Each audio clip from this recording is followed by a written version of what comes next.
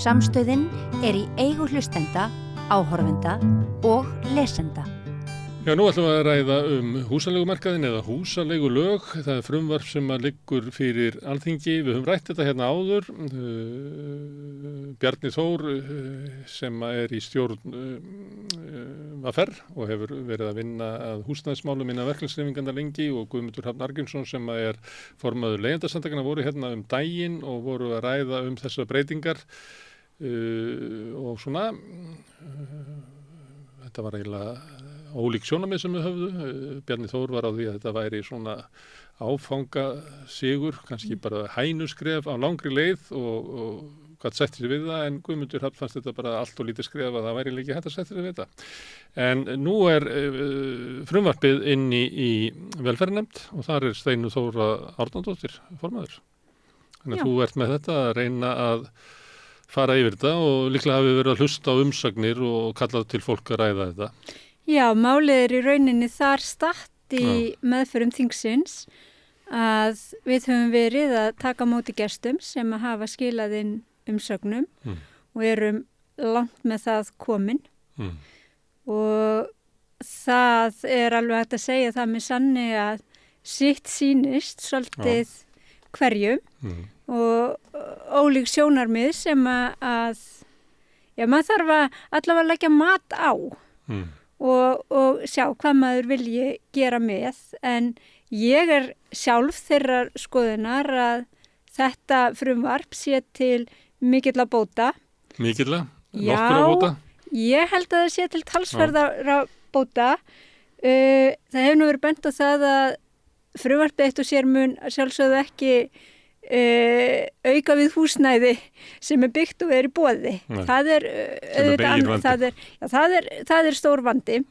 En hins vegar þetta frumvarp til þess að bæta réttarstöðu leigjenda og svo hefur líka verið bent á það að það sem einnig skiptir máli með bara uppsetninguna á þessu frumvarpi að leigjendur geti með glöggari hætti kynnt sér sín réttindi og vita þá hverju þess geta krafist af sínum leigusala og þannig staðið betur vörðum sín réttindi og sín kjör sem leigjanda og það held ég eitt og sér að skipti máli. Ef við leggjum það, því að við vitum að á leigumarkaði valdastaðan mjög ójöfn, þar sem að leigjandinn kannski getur átt á hættu að missa húsnæðið og enda bara götunni.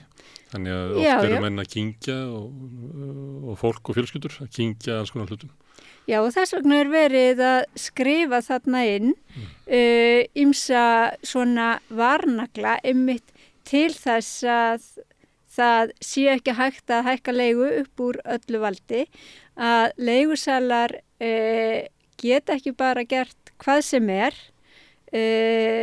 það geta verið málefnaleg sjónarmið fyrir því að það þurfi að hækka leigu vegna þess að það aukinn kostnaður eigandans af íbúðinni sem snýst ekkert það hann vil endilega græða meira, hann vilji bara ekki koma út í tapi.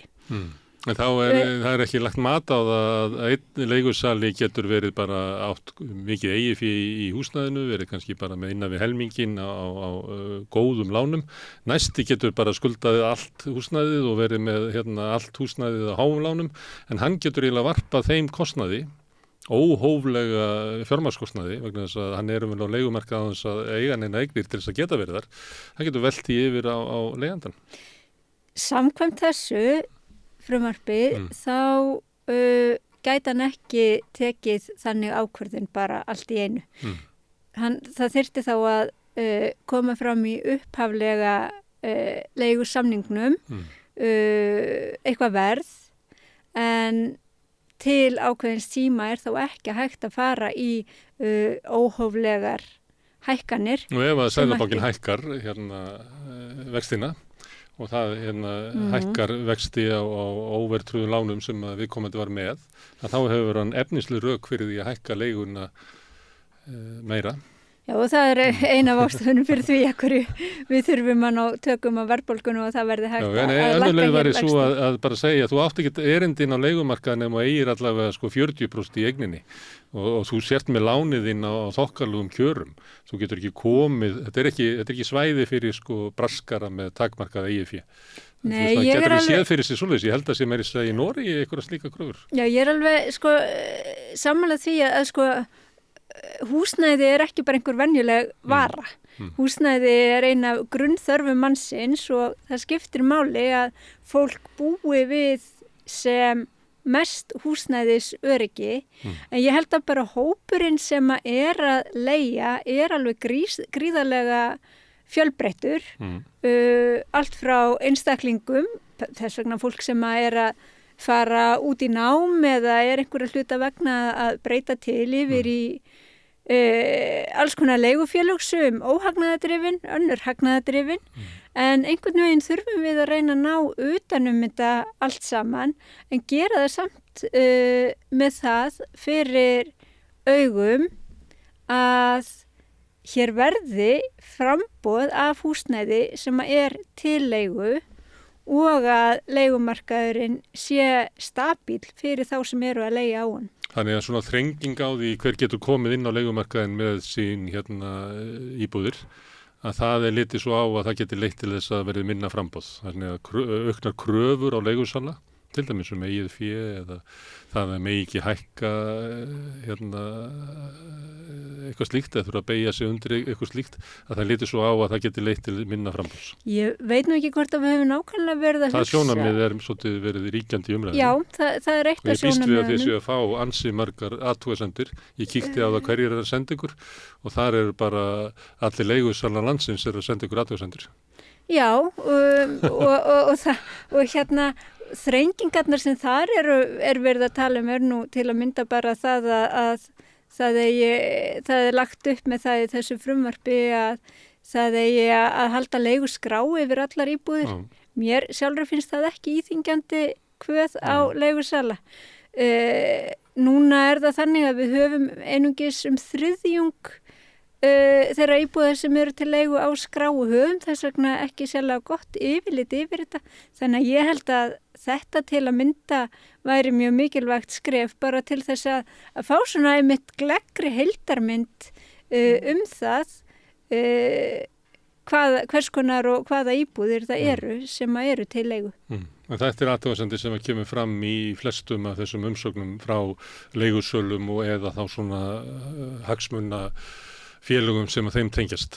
Það að það sé eiginlega brot á þeirra rétti að þurfa að skrá sérstaklega. Já, og ég held að því hafi nú verið svarað að svo sé nú ekki, að það sé ekki brot á þeirra rétti, en þetta vissulega sjónarmið sem að hefur komið fram. Og heldur að þetta verið tekið til endurskoðunar í nefndinni? Þetta til umræðu í nefndinni en sjálfri finnst mér þetta mikilvægt ákveð að hafa inni. Það sem að Guðmundur Hrafn Arngrímsson, formaður Leigjendasamtakanna, gerði helst athugasemdir við að það var í gömlu lögunum að leiga skyldi verða sanngjörn. En það eiginlega fellt út úr frumvarpinu og það sagt að miða skuli leigu við markaðsverð. Það eins og markaðurinn sé eiginlega eini mælikvarði okkar hvað sanngjarnt. Þannig að svona hugmyndun það að hvað ég geti rukkað þeim mikið, að það sé eftir að meta það einhvern veginn með svona einhverjum mannlegum skala, að það fellt í burtu og það bara markaðurinn muni vita þetta. Og það sem hann gerði sérstaklega líka athugasemdir við, og gerði athugasemdir við þetta því að gömlu lögin voru kannski möguleiki á farvegi við að búa til viðmiðunarverð ef að húsnæðisnefndirnar hefðu tekið þetta til umfjöllunar og farið að meta það hvað sanngjarnt verð fyrir 100 fermetra íbúð á Grettisgötu og svo þarfandi götunum, þá hefði mögulega geta gerst að hefði orðið til eitthvað viðmiðunarverð. Með því orðalagin frumvarpsins að þá eiginlega markaðurinn látin það hvað viðmiðunarverð og það sem meira að Bjarg og fleiri óhagnaðardrifin fyrirtæki félög eru tekin út af, þar af leiðandi eiginlega eitt tengt áhrifum sem að slík félög hafa á leigumarkaðin víða. Við þekkjum það til dæmis í Svíþjóð þar sem að óhagnaðardrifin leigufélög eru kannski meir en helmingurinn á markaðnum. Þau hafa mikil áhrif á hvað hinn félögin geta rukkað og þekkjum það á öðrum stöðum. Hér er náttúrulega óhagnaðardrifin markaðurinn sára lítið hlutfall og hefur varla teljandi áhrif en vonandi og vonandi sístækkandi áhrif. Já, vonandi. Það eru svona ýmsar ráðagerður það, þótt að við sjáum það ekki alveg í kortunum gerast. Af hverju þarf að fara frá þessu svona hugmynd, af því að þú ert að segja að húsnæði sé ekki venjuleg markaðsvara, frá þessu að ég megi ekki rukka þig nema sanngjarnt verð, yfir í það að ég megi rukka þig það verð sem að markaðurinn kemur með og við veitum hvernig markaður þróast, ef það er hallari og lítið framboð þá hækkar verð, ef vextir hækka þá hækkar verð og alls konar hlutir sem getur valdið því að allt í einu byrjar húsaleigan þín að hækka á þess að já, kannski, við höfum bara að sjá það. Neitt að mínum forsendum eða þínum forsendum hafi breyst. Af hverju er þessi breyting? Nú kann ég ekki forsöguna á því, af hverju því er breytt, en það sem að ég sé fyrir mér er að hvað er sanngjarnt. Það er alltaf eitthvað sem að er líka alveg hægt að ræða og hafa ólíkar skoðanir á. Það sem mér finnst skipta máli er að koma hér upp þannig leigumarkaði að fólk þurfi ekki að eyða óeðlilega háum hluta af sínum ráðstöfunartekjum í húsnæði. Sem að við gerum, miklu herra hlutafjöldur annars þar. Já, og því tekjulægra sem fólk þeim mun herra og það tel ég vera bagalegt og mér finnst mikilvægt og til að það væri samfélaginu öllu til góða að breyta þeirri stöðu þegar kemur að markaðsverðinu þá sé ég þetta þannig að með því að búa til leiguskrá þá náum við inn alls konar íbúðum. Þá náum við inn og auðvitað geta íbúðurnar verið ólíkar og ólíkum stöðum og kannski ekkit óeðlegt að þessi einhver ólík leiga en við held ég myndum þá sjá þá sem væru svona útlagarnir í því að vera annarkvort að vilja fá alveg gríðarlega háalegu eða svo auðvitað af því að það þekkist líka að fólk að leigja venslafólki sínu á sérlega góðum kjörum og bara ekkert út af það að setja, það er bara fullkomlega eðlilegt. Þannig að ég held að með þessu sé hugsunin að reyna að búa til einhvern svona grunn sem að sýnir það hvað það er sem svona gengur og gerist fyrir hverja íbúð. Hvort það er nóg, ég skal ekki segja til það en ég held að þarna sé verða stíga skref sem skiptir gríðarlega miklu máli. Með skráninguna? Já, og þá En athugasemdin hans var við að verðið væri miðað við markaðsverð í staðin fyrir hugmyndunum að vera eitthvað sanngjarnt verð og þá væri það þannig að húsnæðismarkaðurinn er bara þannig markaður að ef þú ætlar að koma með eignina þína inn á hann þá getur þú leigt hann á sanngjarntu verði. En þetta er ekki markaður þar sem að ef að fyrir ykkur aðstæður á markaði verði skrúast upp að þú getur bara hækkað húsaleguna og tekið inn eitthvað svona óþarfa hagnað á fólki sem er á leigumarkaði sem að flest bara má eiginlega ekki missa krónunar. Nei, og það er nú meðal annars hugmyndin að það eigi ekki að vera að hægt að gera það þá allavega ekki nema að einhverju undangengnum á lengri tíma. Nei, ef að markaðsverðið hækkar, þá má ég hækka. Já, ef að kostnaður þinn af íbúðinni hækkar, líka ef að markaðsverðið hækkar. Ég geti vísað til þess. Þú getur ég þarf að koma með rökin ef ég ætla að hækka umfram það, Já, en ég held að við lendum alltaf, ég skil alveg hvað það er sem verið að gera með því að vísa til hugtaksins sanngjarns. En ég held hins vegar að þá lendum við bara í öðrum skilgreiningar vanda með það að segja hvað er sanngjarnt og þar mun einum sýnast eitt og öðrum annað. Þó að mér finnist hugmyndin góð og gild, þá því miður sé ég vandan við það hvernig eigi síðan að framkvæma hann í lagafrumvarpi. Og það var heldur að ekki gert, þótt þetta hafi verið í gömlu lögunum. Þá kom engin reynsla á það vegna þess að húsalegu nefndirnar eða húsnæðisnefndirnar tóku þetta raunverulega ekki til umfjöllunar. Þetta var eiginlega svona möguleiki sem var aldrei nýttur. Kannski vegna þess að ástandi húsnæðismarkaði svo slæmt. Mögulega, en ég held í það minnsta að þessi lög sem að liggja fyrir okkur núna, þau eigi að verða til þess að hjálpa okkur að ná betur utanum að fá meiri þekkingu á markaðnum og að það verði til þess að tryggja réttarstöðu leigjenda betur og vonandi að það verður svo til þess bæði strax og svo auðvitað til lengri tíma að þá mögulega sé hægt að gera enn frekari breytingar. En til þess þurfum við að hafa að mínu mati meiri upplýsingar. Það getur erfitt fyrir leigjendur sem eru kannski að láta yfir helminginn ráðstöfunarfé sínu og við þekkjum dæmi bara miklu meira. Að hlusta á það að mögulega muni þessa breytinga leiða til þess að kannski eftir svona 5 ár muni við geta farið að sjá fram á að markaðurinn lægi. Það engar svona aðgerðir í því og við vitum það að í tengslum við lífskjarasamningi þá lofaði ríkisstjórnin því að setja inn leigubremsu. Það náðist ekki í gegnum síðasta kjörtímabili. Nú erum bara farin út úr umræðinni. Hér verið að setja á mjög mikinn dempara á það hvað sé hægt að hækka húsaleguna og það held ég að skipti máli og það eitthvað sem að mun taka gildi bara strax og lögin taka gildi. Það verið að taka fyrir það að það sé hægt að gera endalausa skammtíma samninga þar sem að leigan hækkar svo bara á nokkura mánaða fresti. Eins og leigufélögin hafa leikið sér af og margir leigusalar. Hvað segirðu? Eins og leigufélögin stóru og margir leigusalar hafa leikið sér af. Já. Og þar eru lögin, þetta frumvarp algjörlega til bóta og það eru hlutir sem að myndu strax fara að hafa áhrif. Það sem ég átti við að vísa til. Það ekki eftir að koma í ljós. Segjum sem svo að Alma leigufélag kjósi það að hækka leiguna og þau bara endur fjármagna allt klappið, greiða sér út arð, þannig að hækkar veðsetninga hlutvallið, þar með eykst lántökukostnaður þeirra og ég sé ekki betur en í frumvarpinu með að þau bara láta það renna til... Nei, þannig skil ég það ekki. Hvað er það sem að stoppa? Vegna þess að það er ekki...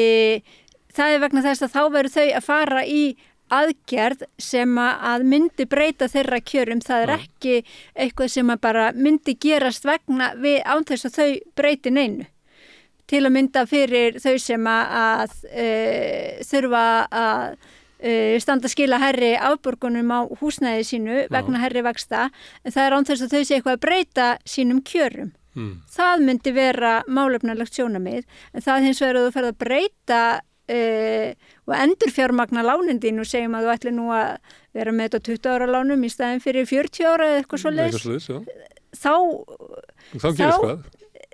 þá er það ekki eins og ég skil hlutina og eins og ráðuneytið svarar, þá er það ekki málefnaleg rök. Já, en hver er það sem að segir að svo sé ekki? Segjum að ég sé bara forstjóri Alma og ég vísa fjármálastjóran og fjármálastjóran, við erum alltaf að skuldbreyta og við erum alltaf að leita hagkvæmustu stöðunni. Okkar markmið er að reka fyrirtækið með arðsemisjónarmiðum og þetta var bara ákvörðun sem við tókum að hver ætlar að segja, nei, þið hefðu átt að hegða þessu öðruvísi, vegna þess að það er eiginlega engin svona mælikvarðir í lögunum, hver skuldsetningi má vera, það eru mælikvarðar í lögunum það hvenær má hækka leigun. Já, og það er ef að ég get sýnt fram á að það sé aukinn kostnaður mín megin. Já, en það er eins og ég var að útskýra hvernig ég skila sá aukni kostnaður komið til. Þetta er eitt af því sem við höfum rætt. Já, og það eftir að koma kannski í ljós hvernig á þessu verður tekið þegar ég held að þetta sé nú reyndar alveg... Það er mikill vilji til þess að hækka leigu eins mikið og mögulegt er það núti. Við erum orðið verið það. Það hjá sumum er það, já. Og þess vegna skiptir máli að koma með lög sem að tryggja betur réttarstöðu leigjandana. Það er eitt í þessu varðandi sem að hefur verið rætt og það var fyrst kom þetta frá Sigurður Inga þegar hann var innviðaráðherra. Það er þetta með skráningun og öllum samningum að það muni leiða til svona dempunar á hækkun. Nú erum við með alla sölusamninga þegar fólk kaupir og selur íbúðir. Það er allt skráð og við erum með ágætis yfirsýni við það og það er lagt á sko fasteignagjöld og fleira og það er hort á það ef að hækkar verð þarna í götunni að þá hækkar verð fasteignagjöldin hjá mér þótt að ég hef ekki selt og þarfandi götunum. Þannig það er bara litið á að þetta sé raunsun mynd af markanum þótt að kannski á hverju ári séu kannski bara 3% af heildinni sem eru selt.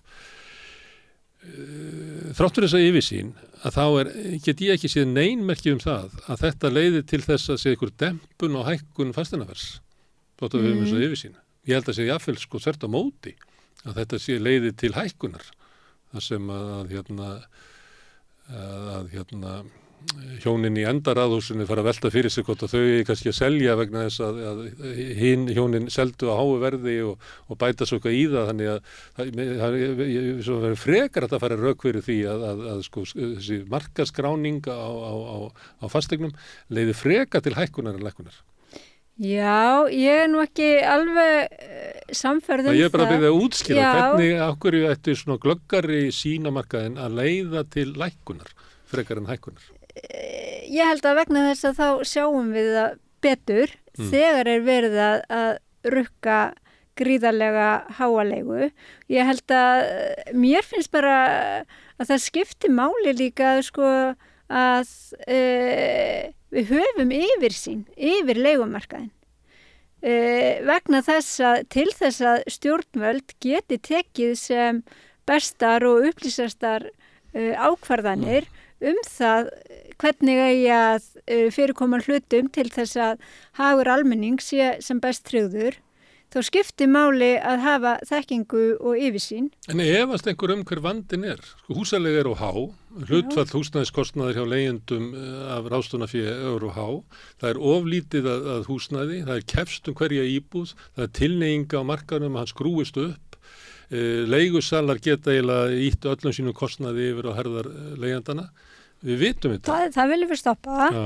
En á hverju eru stjórnvöld þá að bíða eftir að fá okkur glöggari sín, okkur má ekki svara sko, ákalli leigjenda einhver aðgerðir til þess að sko, verja sig? Ég tel að það sé verið að svara ákalli leigjenda þarna og verkalýðshreyfingin til að mynda styður þetta frumvarp. Það hætti andstöðu við það. Það mætti ekki orðað að freka þannig. Myndur segja að styðja? Ég myndi nú segja það að þau auðvitað benda á að það vanti ennþá fleiri íbúðir. En já, ég myndi nú segja það miða við umsagnir og annað slíkt að þá styðja þau samþykkt þessa frumvarp. Þetta hænuskref. Já, sko... Þetta skiptir máli, ef við getum tekið annað mál sem er líklega inn á dagskrá ykkur sem eru breytingar á almannatryggingum. Það er þess öryggjabandalagið, geðhjálp, þroskahjálp, styðji ekki breytingarnar en þau setja ekki upp á móti því af því að þau eru bara óviss hverju afleiðing þetta verður. Hvernig myndur þú meta stuðning verkalýðshreyfingarinnar við húsaleigulögin? Það sé bara klár stuðningur. Já, ég myndi gera það. En þau hins vegar benda á að þetta geti ekki verið það síðasta sem verði gert í þessum málum. Bara aldur og ævi og því er ég alveg sammála. Það vantar að byggja meira húsnæði. Mér finnst skipta máli að hér til framtíðar verði hægt að vera í langtímaleigu.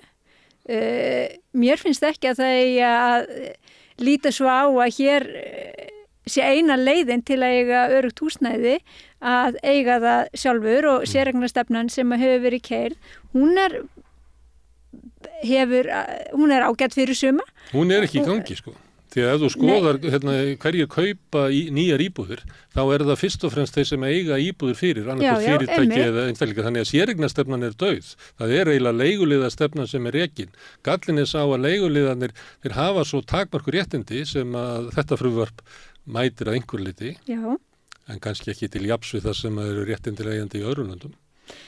Ég held að allavega þá sko muni þetta frumvarp verði það samþykkt hafa áhrif það muni bæta réttarstöðu leigjenda, það muni gefa okkur glöggari sýn á húsnæðismarkaðinn og það gefa okkur tól og tæki og þó sérstaklega leigjendum til þess að standa fastar á sínum réttindum gagnvart leigusölunum sem eru auðvitað í yfirburðarstöðu vegna þess að það eru þeir sem að eiga íbúðina en fólk vantar húsnæði. Þannig að ég held að þetta frumvarp sé skref í rétta átt en svo þarf þetta, það er bara alltaf þannig þegar kemur að því að reka samfélag, það þarf alltaf að halda áfram, það þarf alltaf að gera betur og við hvert skref sem er tekið í rétta átt, það þarf alltaf að halda áfram. Það er svo framalega sem að næsta skref er svona innan eðlilegs tíma.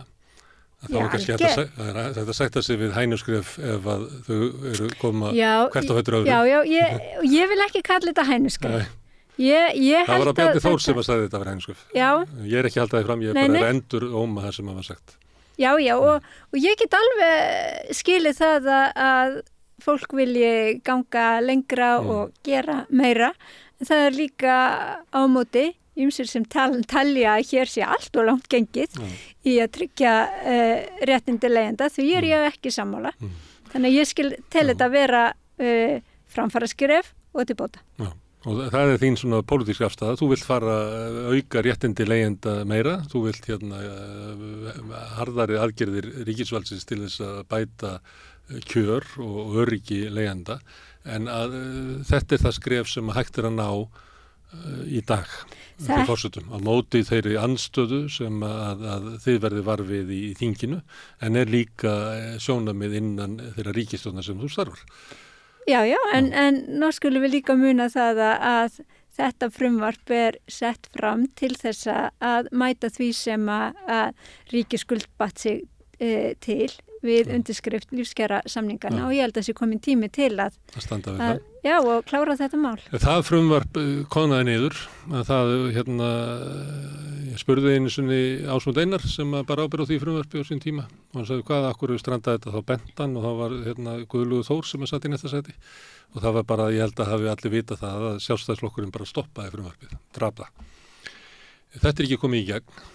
En maður heyrir samt einhvern tímann var þetta mál til umræðu í þinginu og þá mætir bara hægri hluti hægri flokksins og talar þetta sem eitthvað stórkostlegar árásir á bara líðréttindi leigusala. Þannig að maður verður hissa þegar maður hlustar á það að býta hvað er í þessu frumvarpi sem er svona alvarlegt að sé þessi þótt í röddinni og þessar áherslur. Þeir líta á þetta sem eitthvað bara stórhættulegt frumvarp. Já, þá verður að fá aðra til að svara fyrir það, því að svo tel ég alls ekki vera. En metur það að það sé komið samkomulega í ríkisstjórninni að þetta geti farið í gegn? Ég bind vonir við það, já. Og nú ætti aðstæðnar að vera betri því að þegar að frumvarpið er samið, eða er verið að móta það, að þá er framsóknarmaður í innviðaráðuneytinu og sjálfstæðismaður í fjármálaráðuneytinu. Sem að kannski frá ykkar sjónarhóli í VG er kannski ekki alveg besta uppsettingin. Núna höfum við hins vegar VG konu í innviðaráðuneytinu og framsóknarmann í fjármálaráðuneytinu. Er þá ekki líklegt að það væri kannski að bara ná meiri árangri núna í þessari uppsetningu ráðherrana heldur en var áður? Mögulega og svo forsætis ráðherra sem að hlýtur að vilja standa við gerða kjarasamninga. Og skuldbendingar ríkisins í því efni. Já, og ber allt í einu ábyrgð á því að fyrir hönd ríkisstjórnarinnar bæði haldinni saman, þannig að allir flokkar fái það sem þeir vilja, en ber líka ábyrgð á loforðum ríkisstjórnarinnar gagnvart aðalum vinnumarkar eins og þau eru kallaðir. Einmitt, og ég allavega veit hvar ég og mín hreyfing stöndum í þessu máli. Þannig að þú ert vongóð að þetta fari í gegn án mikilla breytinga, allavega ekki þeirra breytinga sem að laska réttindi leigjenda. Ég geti þetta ekkert sagt fyrir það hvort einhverja breytingar verði gerðar eða af því að meðferð þingsins á málinu er einfaldlega ekki lokið. En ég held að þessi grundvallar prinsip sem þarna eru sett fram að bæta réttarstöðu leigjenda, þau eru þetta aðal málið og á því þurfum við að hafa fókusinn í okkar vinnu. Herðu, af því að það nú, þeir eru komin í þinglið, það nú nefndastörf í gangi Já. og síðan komið þið saman bara fljótlega eftir forstakjör. Já, bara 3. júní. Já, og gert ráð fyrir ég manni og það eru bara ykkur 10 dagar þar sem þið ætla að afgreiða meðal annars þetta útlendingalög eru, almannatryggingar, það eru mörg svona stór mál sem eru þekkt ágreiningsmál á milli stjórnarflokkana. Hvernig meturðu heilsu þessar ríkisstjórnar? Ég held að þetta verði annarsamur tími. Já. Eins og þinglok eru nú að öllu jöfnu. Ekki í fyrra, þá var bara lokað. Já, það var Það gerist ekki aftur.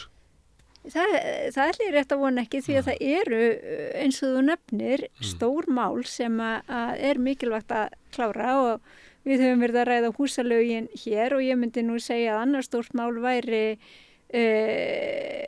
breytingar á lögum almannatryggingar þar sem snýra örorku lífeyriskerfinu. Risamál. Alveg risamál. Sem að eiginlega hægt að geta bara að færa eiginlega allt og litla umfjöllun í samfélaginu með að við hvað það er stort. Og reyndar húsalögin líka því að það stertir 140.000 heimili. Hinn lögin snerta 20.000 einstaklinga og þar leðandi með fjölskyldu þeirra líklega annaðins 40.000 manns.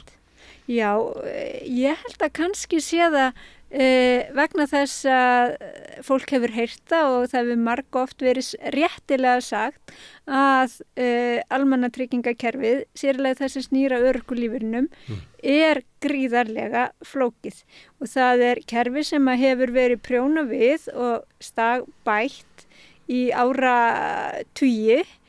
Og það er gríðarlega erfitt að setja sig inn í málin og það er gríðarlega erfitt fyrir einstaklingin sem á rétt í því kerfi að átta sig á því samt hverju það er sem hann á rétt á og ég held að það gerir það verkum að fólk treysti sér ekkert alltaf í umræðu þau mál en það sem hér er verið að leggja til er einföldun á kerfinu þar sem er verið að það sem er að kalla það sameina bótaflokka sem að ég tel að skipti máli því að það mun gagna sérstaklega vel þeim sem að hafa litlar aðrar tekjur en það er líka í þessu frumvarpi og sem mér finnst skipta gríðarlega miklu máli verið að búa til miklu meiri samfellu og tryggja afkomu öryggi þeirra sem eru í endurhæfingu.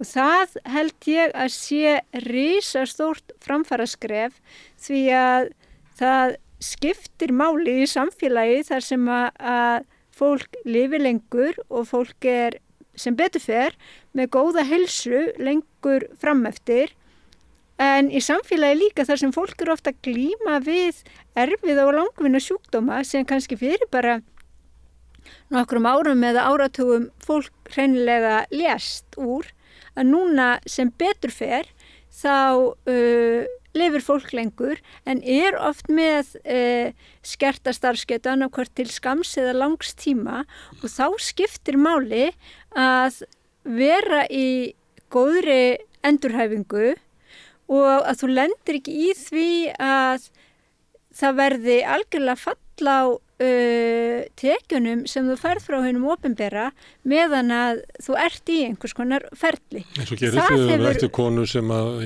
datt þarna milli og var í 3 mánuði tekjulaus? Einmitt. Og þetta breytingarnar í þessu frumvarpi eiga meðal annars að tryggja það að þetta get ekki gerst og ég held að það skipti alveg gríðarlega miklu máli því að það er svo sannarlega þá verið að tryggja afkomu öryggi fólks og leggja grundvöllin að því að fólk geti náð betri heilsu því að það þarf þá allavega ekki að hafa áhyggjur af því á meðan að þeim mitt standa uppi tekjulaust. Ég ætla að fá þig kannski eftir kostakostingar til þess að koma og ræða þau mál kannski með öðru þingmennu, það er nú ekki margir þingmenn sem hafa sett sig inn í almannatryggingar þannig að það eru kannski bara ekki úr mörgum að velja en ég skulum finna því að það er mikilvægt að svona í ólík sjónarmið koma einhver hluti fram. En ég ætla að spyrja þig aftur svona getun á aflið í ríkisstjórninni. Já. Í lok síðasta kjörtímabils að þá töldu þið í VG að þið væruð eiginlega að landa hálendisþjóðgarði en það Þið voru svona svikin á lokametrunum og hérna þið eru með inn í ríkisstjórninni Sjálfstæðisflokkinn sem bara frægur fyrir þetta, að hann eiginlega klárar aldrei loforðin sín, að það alltaf skilið eftir og það ekki fyrir að búið að sætta Óla Björn hann á síðustu metrunum að þetta náði í gegn, að þeir áskilja sér frekar heldur aðrir flokkar, rétt á að vera með athugasemdir við frumvarp alveg fram í rauðandöðan. Já, ég held að allir flokkar vilja auðvitað setja mark sitt á mál. Og það getur alveg verið flókið. Það er ekki alltaf flokkar sem eru til í að gera það gegn loforðum ríkisstjórnarinnar eins og í lífskjarasamningnum leiguþakið og það er ekki allir flokkar sem hafa þessa afstöðu sem Sjálfstæðisflokkurinn hefur sem bara að berjast fyrir sínum hagsmunum fram á síðasta bókstaf. Já, þau verða auðvitað bara að eiga það við sig hvernig þau telja best að haga sínum málum.